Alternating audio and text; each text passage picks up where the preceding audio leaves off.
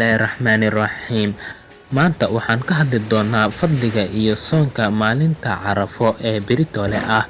Maalinta carafo waa maalin uu Ilaahay subxaanahu wa tacaala ku dhaartay weynideeda daraaddeeda.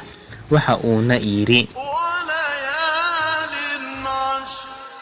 waa maalin uu rasuulkeena Muxamed naxariis iyo nabadgelyo korkiisa Allaha yeelee ummadda islaamka faray in ay soomaan. Mar la weydiiyey, uu yidhi, soonka maalinta carafo waxaa lagu dhaafaa dembiga sanadkii hore iyo kan soo socda.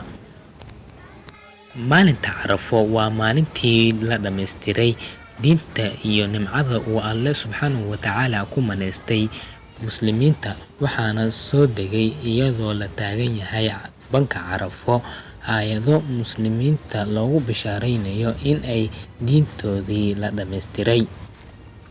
Maalinta carafo waa maalinka ugu badan ee uu Allah subxaanahu wa tacaala naarta dadka ka xoreeyo, rabbina oo addoommadiisa ugu dhow yahay.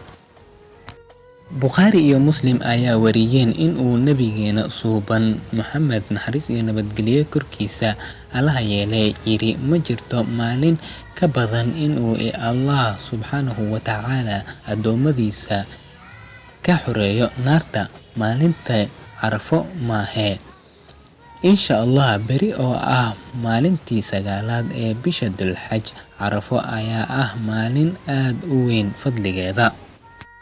Maanta waa maalinta ay xujayda u diyaar garoobayaan in ay istaagaan buurta carafo, taasi oo ka mid ah tiirarka uu xajka ka kooban yahay kan ugu weyn, oo la'aantiisuna uusan ansax noqonaynin xajka. Sida uu nabigeena Muxamed naxariis iyo nabadgelyo korkiisa Allaha yeelee yidhiba, xajku waa carafo, taasi oo loola jeedo istaagitaanka buurta carafo.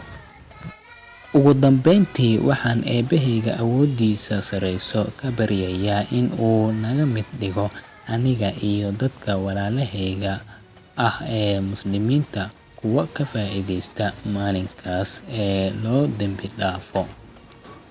Barnaamijkani iyo barnaamijyo badanba waxaad ka helaysaa golaha wacyi iyo waxqabad. Waa anigoo isku duuban oo idin leh sidaa iyo ammaano Allah. والسلام عليكم ورحمة الله وبركاته.